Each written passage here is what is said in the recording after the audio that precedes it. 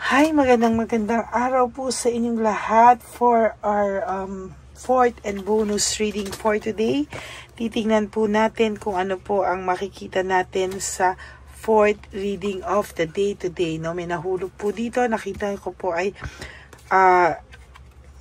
union. Ano? Ito pong taong to ay nag-iisip po siya ng pagkikita niyong muli, no, or inyong pagsasalubong ng inyong mga landas, no, when you least expected, no. Ito po ay parang iniisip niyo po na kayo po ay magkakasalubong or kayo po ay magkakakita ulit, pero nag-iisip po siya, what if biglain ka po niya, oh? Parang nagpe-prepare po siya, no, kung ano daw po ang kanyang tamang kung ano po yung tamang gawin na diskarte po sa inyo. Paano po kung isang araw nga naman, no, maisip po ng taong ito, bigla na lang po makita to sa harapan nyo, bigla nyo na lang po ito makita sa pintuan nyo o sa harapan nyo. Ano daw po ba ang gagawin nyo? I-accept nyo daw po ba siya? O ano daw po ba ang gagawin nyo? Tingnan po natin using this telepathy oracle cards.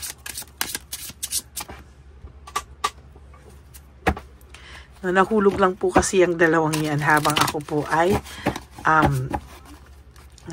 po ay nagbabalasa. Yan po, no, nahulog lang po talaga siya. Wait.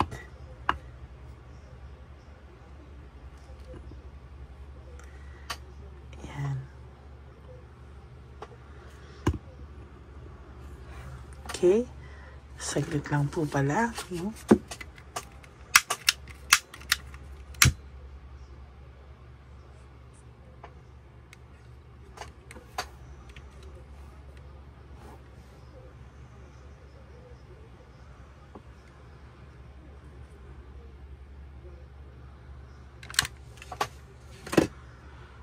Ay, naku.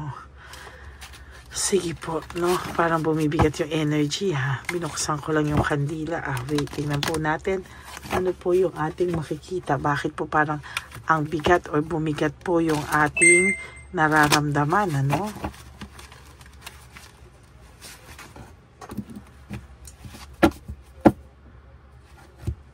Ito pong ay bumagsak lang yung dalawang yan. Kaya dito po tayo titingnan natin kung ano po ulit ang ating makikita, no? So, yan nga po, no?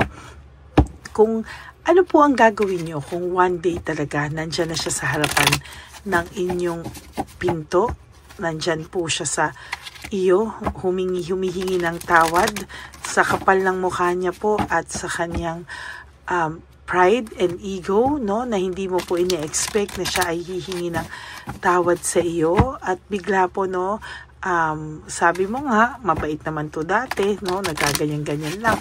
So, ano nga po ang gagawin mo kapag ikaw po ay,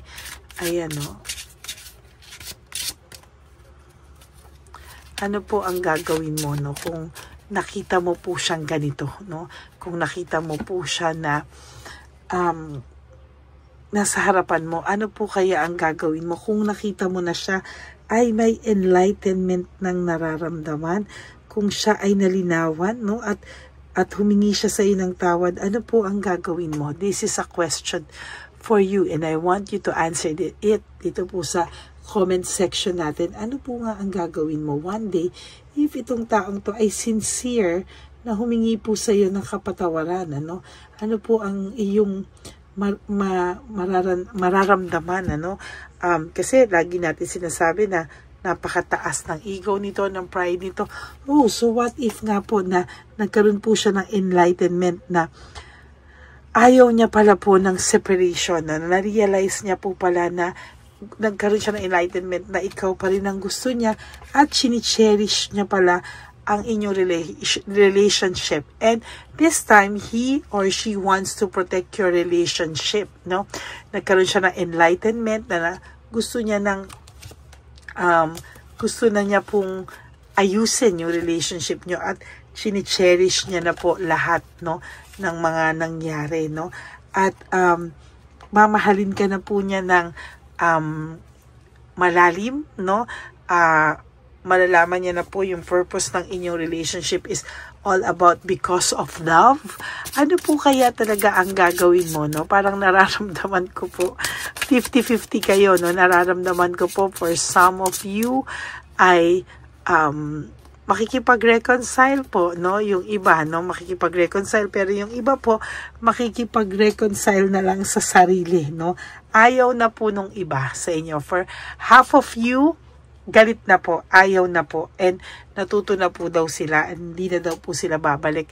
Pero for some of you, they will still give a chance, no? So gusto ko pong mabasa sino dito yung magbibigay ng chance at sino dito yung ayaw na, no? Paano kung isang araw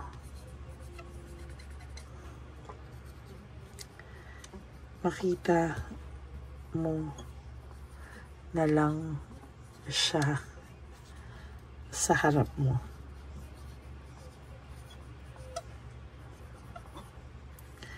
At humihingi ng tawad, humihingi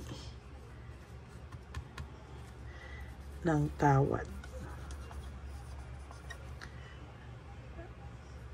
Anong gagawin mo?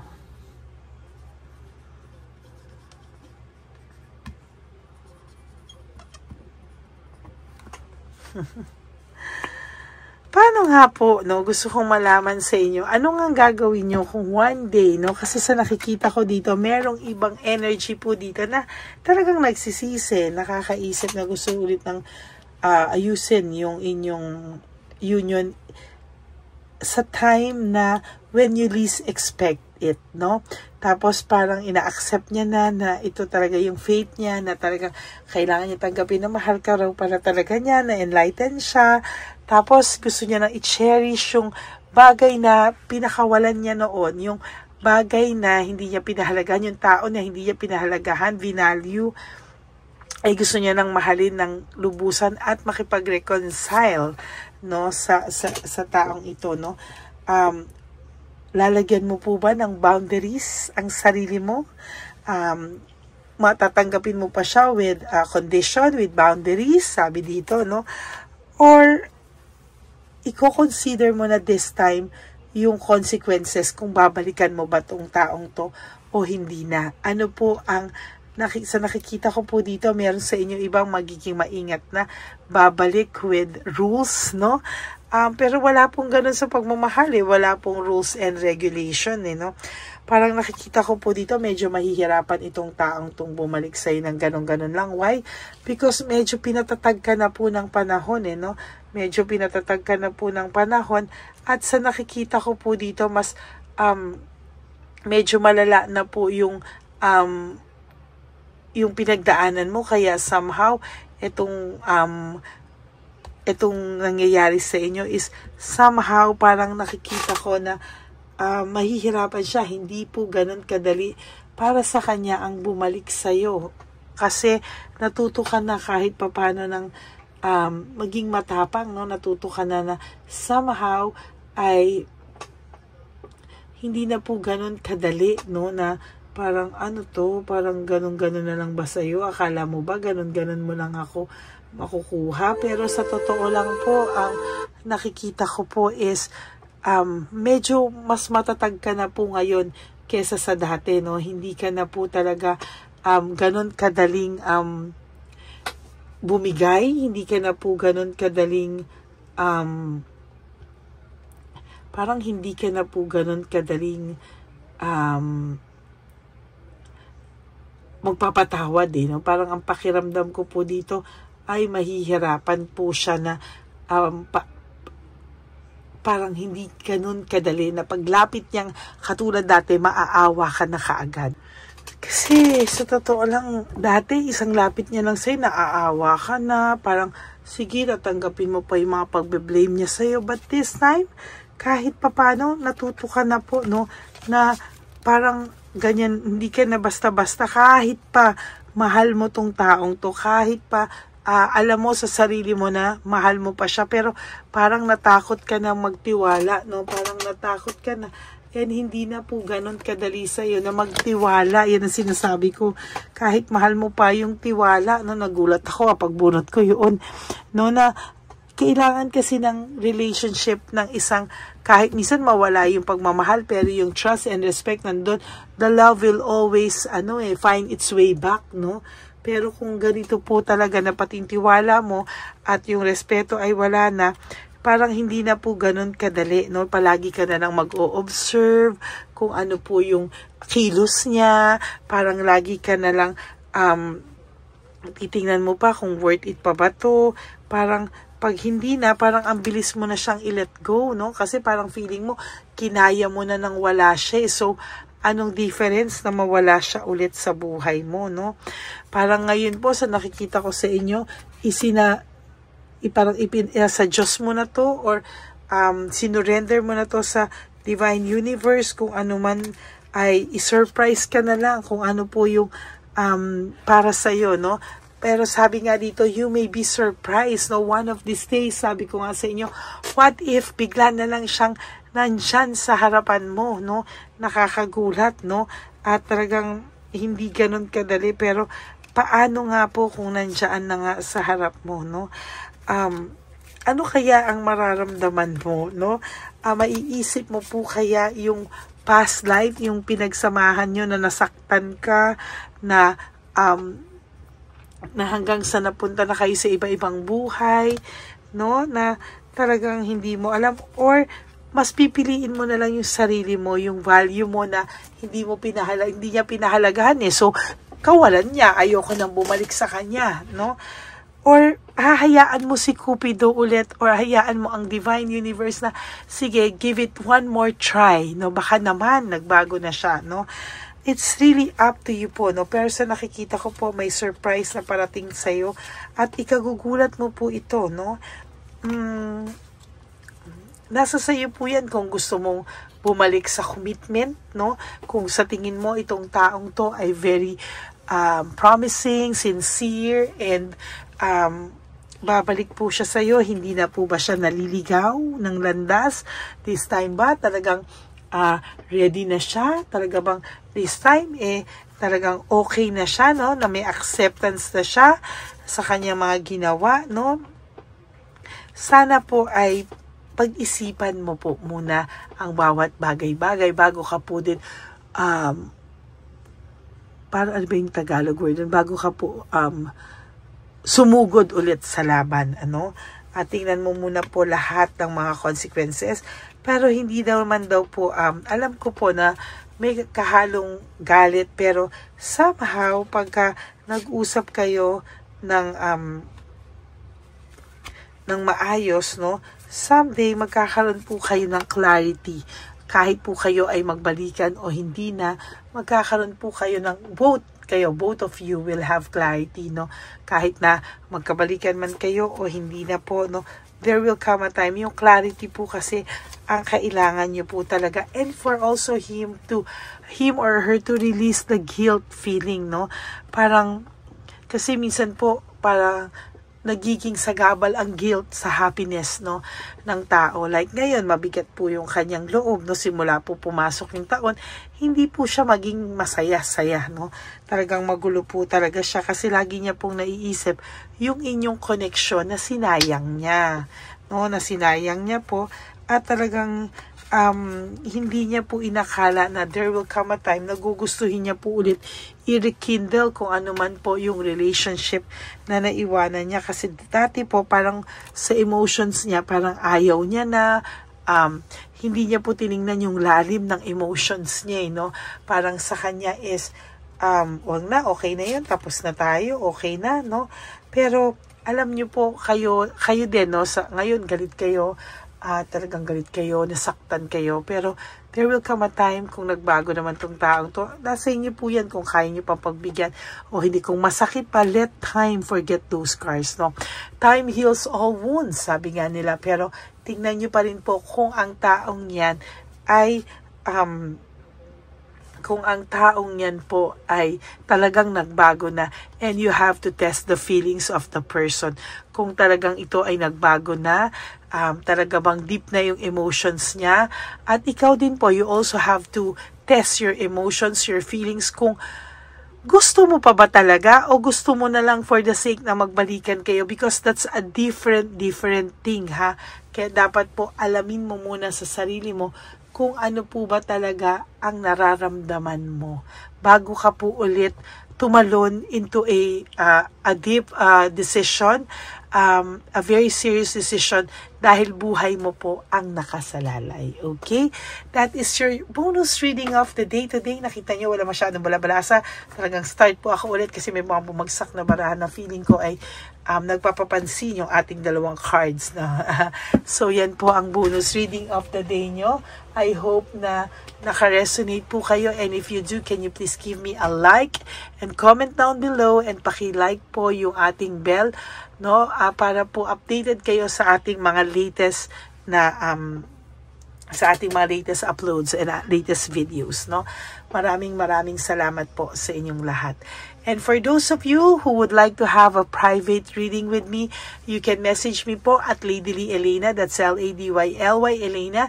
Nasa dulo po yan ng ating video, dyan nyo po ako makukontak. That's my only official and legit FB account. Maraming salamat po sa inyong lahat. And for those of you no, na hindi pa po alam na may scammer tayo, meron pong fake na Lady Elena account, no, na sana po ay mag-ingat po kayo dyan, ano, at nandyan po yung details, no, may mga fake account po siya, so mag-ingat po kayo, no, ayoko pong scam kayo, at ayoko pong mabiktima kayo, kaya ingat-ingat po kayo, okay? At sa akin naman po mga ever loyal, solid, and faithful na Lady Elena family, I love you all from the bottom of my heart. Thank you po for not skipping ads, and thank you po sa lahat ng suporta niyo po, for everyday po na nag-aantay kayo, at hindi po kumpleto ang araw niyo kung hindi niyo po ako naririnig. Wag po kayong mag-alala, hindi din po ako kumpleto kapag hindi ko din po kayo nabibigyan ng reading, nakakausap through this, no. Kaya mahal na mahal ko rin po talaga kayo. Hindi din po kumpleto yung araw ko kung hindi ko din po kayo nababasahan. Salamat po. Salamat na marami po talaga for not skipping ads. And for those of you who would like to give me a super thanks for this video, I would really appreciate that. Lalo na po, nag-iipon na po tayo para sa ating One Love a Day. And of course po, doon po sa ating mga sa atin pong mga tao dyan, o mga subscribers natin, na family natin, na lagi pong nalulungkot every gising nila. Always remember po na we should be grateful because nagising tayo, at kung may mabigat tayong emotion, lagi lang po natin isipin na I am grateful because I am still alive, and I have chance of correcting my mistakes, no. So yan po ang ating nakikita dapat, no. So kung mabigat mo, ngumiti tayo at sabihin natin na I will be happy for today. You do 3 things that will make you happy for the day. Prioritize yourself, love yourself, because self-love is still the best love of all, okay? And lagi ko po sa inyong sinasabi that life is so short. Totoo po yun, no? Life is so short, don't make it shorter by stressing yourself from all the pains and heartaches na binigay sa inyo na kahapon. Just surrender to our divine universe and just let go and let God write your life and love story. Ako po ay magbabalik bukas for our first reading of the day. I hope po na makaresonate po kayo ulit at panoorin nyo po ulit. For the meantime, sana po napanood nyo yung first, second, third, and fourth reading kahapon, and the incenso yesterday, and the first, second, and third, and the incenso plus this bonus reading for today, no, bago po kayo tumalon sa reading of the day, no. So maraming salamat po sa inyong lahat, aking mga ever loyal na Lady Elena family. Ako po ay magbabalik bukas and sana po ay naging masaya kayo sa reading natin ngayon.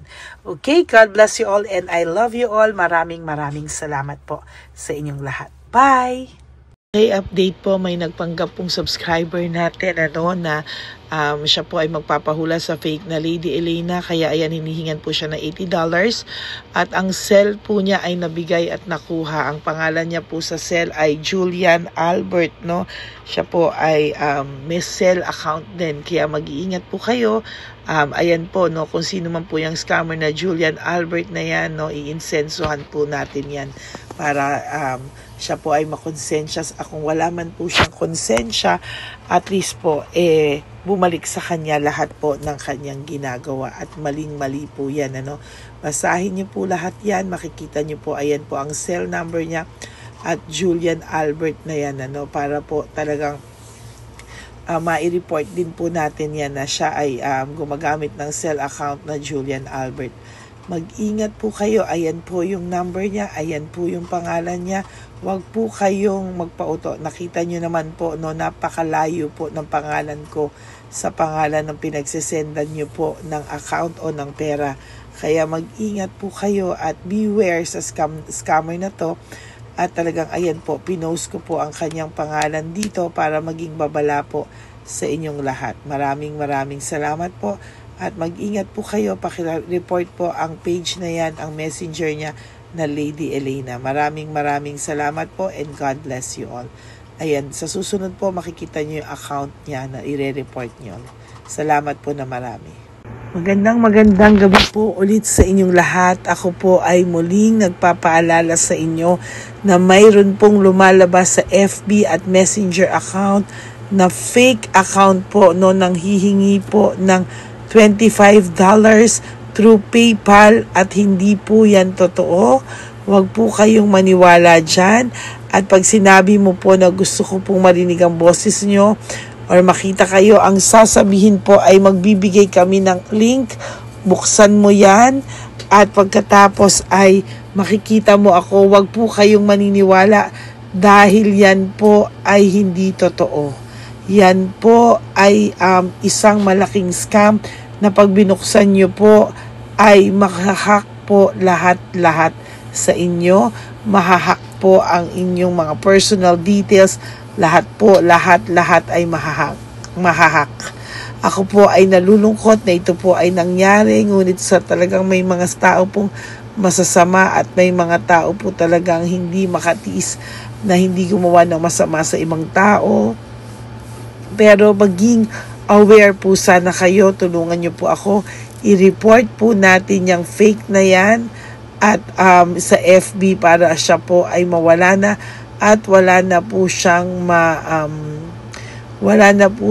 mabiktima pa, no? Nandyan po lahat ng details at maraming salamat po sa inyong lahat. Maraming salamat po sa inyong lahat at mag-iingat po kayo.